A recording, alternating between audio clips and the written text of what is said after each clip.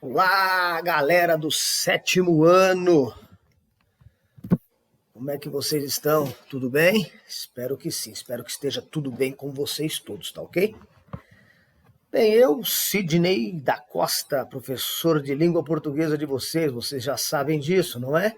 Pois bem, estamos aqui nesse momento para dar sequência aí no nosso aprendizado da grandiosa língua portuguesa, né? Vamos dar sequência? Beleza, então. Olha só, vale a pena lembrar que nas nossas últimas atividades, nós estamos trabalhando aí o aprendizado, né, de elementos gramaticais, analisando como eles funcionam nos textos em geral. Depois nós desenvolvemos uma outra habilidade que é a de aplicar, né, de utilizar aí esses elementos gramaticais. Lembrando que os elementos gramaticais que nós escolhemos aí para estar trabalhando com eles e aprendendo, né, são as três primeiras classes gramaticais, ou seja, os substantivos, os adjetivos e os verbos. Correto? Tranquilão? Então vamos lá. Os verbos, inclusive, vale lembrar que eles estão sendo trabalhados aí nos modos indicativo, subjuntivo e imperativo. O imperativo vale lembrar também que tem as suas formas afirmativa e negativa. Beleza? Tranquilão? Essa revisãozinha rápida aqui. E nós estamos aprendendo, então, como funcionam esses elementos gramaticais nos vários gêneros textuais, proporcionando a nós uma variedade de efeito de sentido, analisando cartazes, né? Lendo cartazes.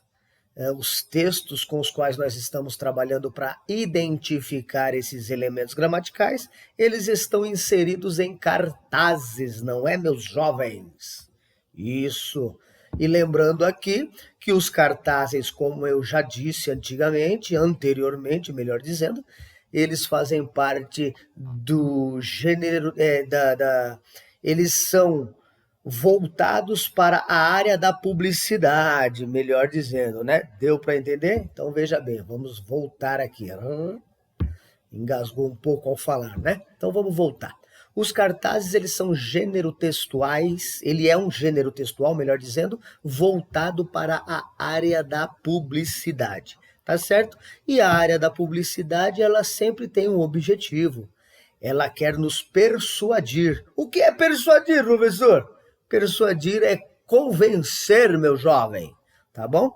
Eles têm o objetivo de nos convencer de algo, nos convencer a fazer algo, nos convencer a comprar algo, nos convencer a aceitar algo ou alguém. Ou seja, eles querem fazer com que nós adotemos, com que nós aceitemos o ponto de vista deles. Belezura? Tranquilo? Então vamos lá, dar sequência aí no desenvolvimento do conhecimento acerca desses elementos gramaticais. Tá ok, meus jovens? Então vamos lá. E para isso nós vamos continuar aí analisando, vamos continuar lendo cartazes, tá ok, queridos? Foi postada uma atividade na segunda-feira, intitulada, né, tendo o tema Gramática Nossa de Cada Dia. Beleza? Parte 1, a parte 2 ainda será postada para nós. Então, Gramática Nossa de Cada Dia, parte 1, ela tem como objetivo aprimorar o aprendizado acerca dos elementos gramaticais que já citamos aqui. Então, para que isso aconteça, meus alunos queridos, nós vamos então fazer o quê? O que nós vamos fazer? Quem sabe? Fala para mim. Nós vamos continuar analisando, lendo esses cartazes e respondendo ao que se nos pede. Tá bom, pessoal? Beleza. Então nós temos esse cartaz aqui, ó, amarelinho, né? Ao fundo nós vemos que tem uma mão.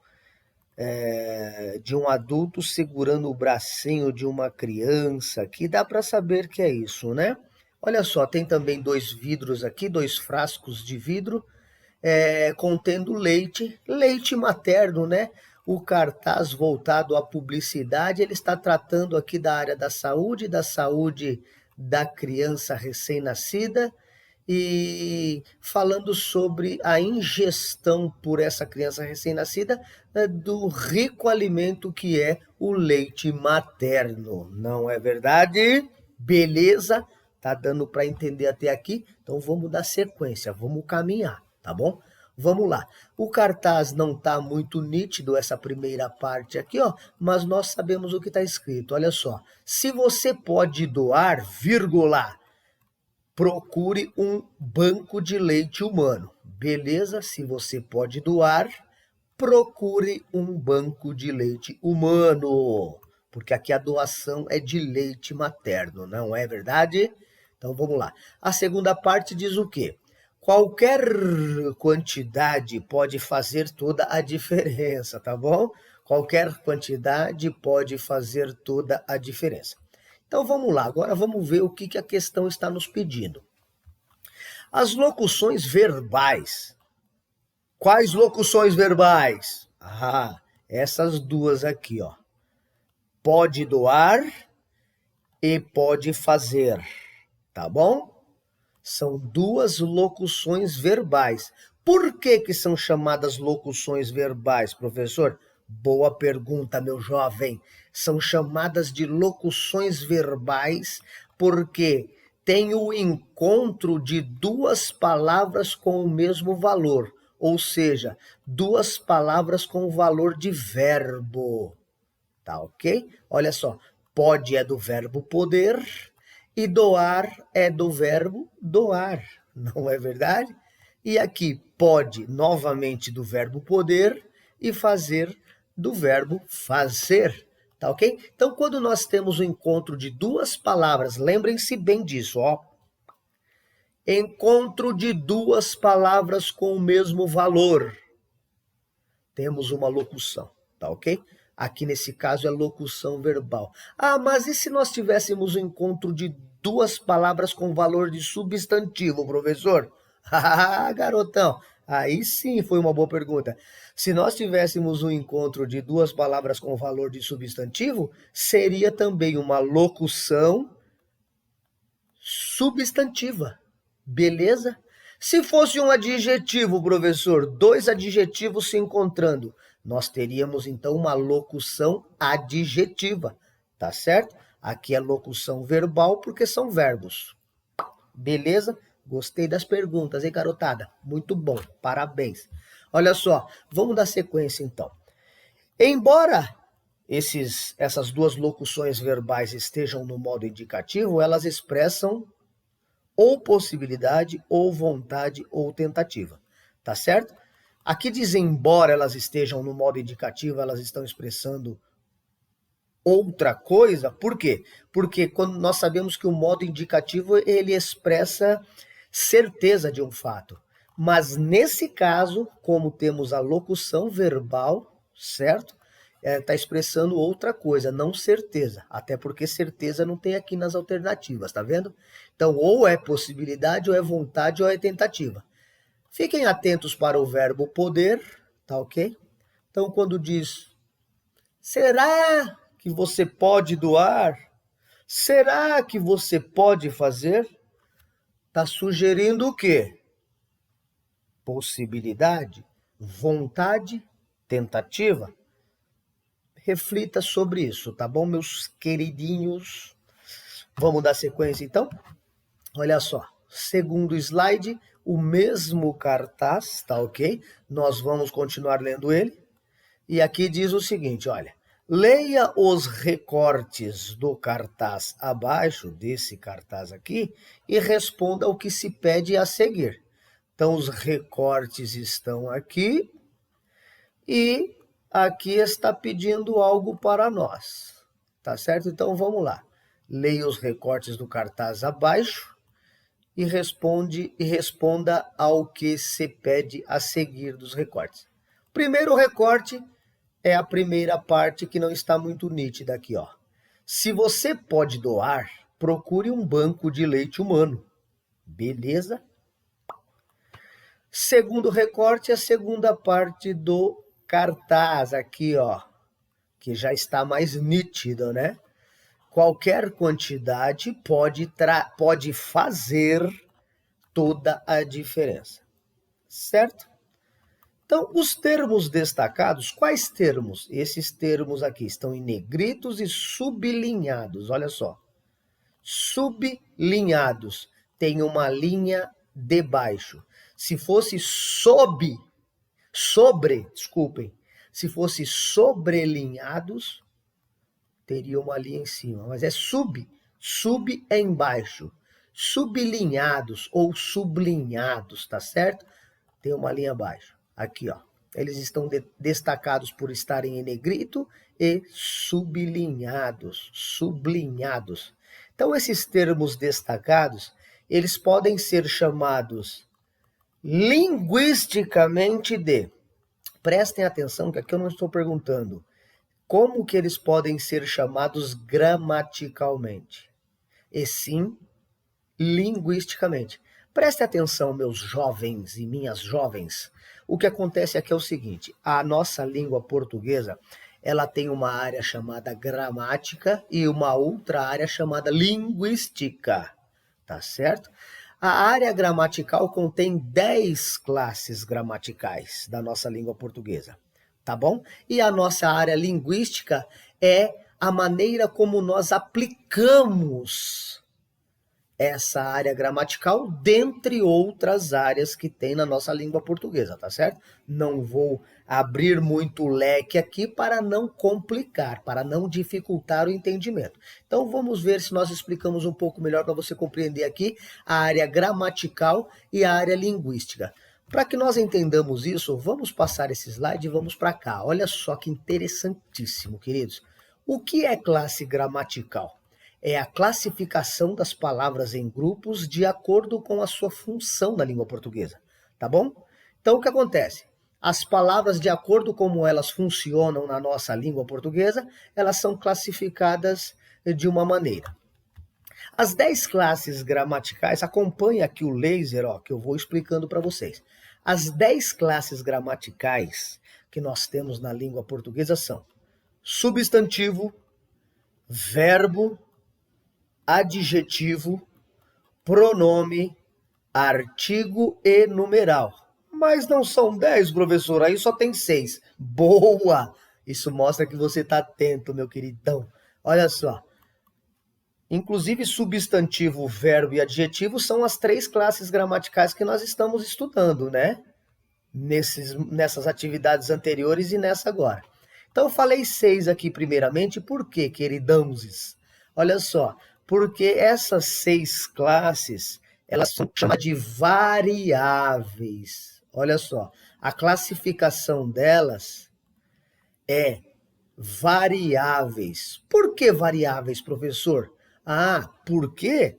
Porque elas variam de gênero, número e grau. O que é variação de gênero, número e grau, professor? Mas eu tô gostando de você, rapaz, que você pergunta, viu?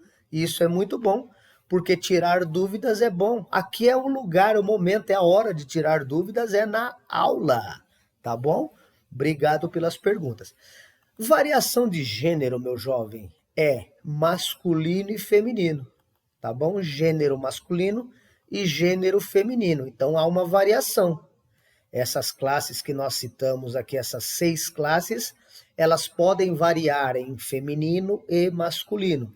Podem variar em número também, meus jovens. O que é variar em número? Variar em número é singular e plural, tá certo? Ou é um ou são mais do que um. E variar em grau, professor, o que é? Variar em grau, meu jovem, é aumentativo e diminutivo, né? O ão e o inho, o grandão e o pequenininho. Aumentativo, diminutivo.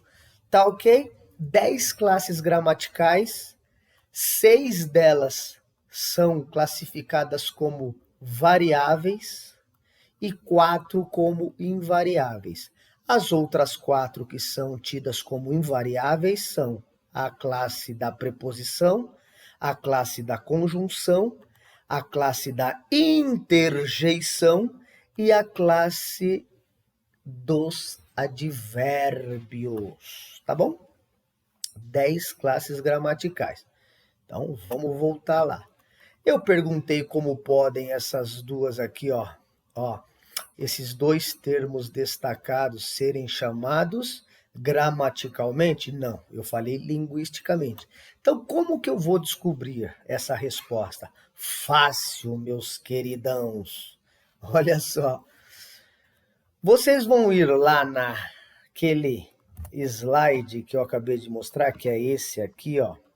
Vocês vão verificar dentro das 10 classes gramaticais se tem alguma chamada substantivo. Se tiver, não é essa alternativa, tá bom? Volta lá nas 10 classes gramaticais, 1, 2, 3, 4, 5, 6, 7, 8, 9 e 10. Verifica se tem alguma chamada adjetivos. Se tiver, não vai ser essa.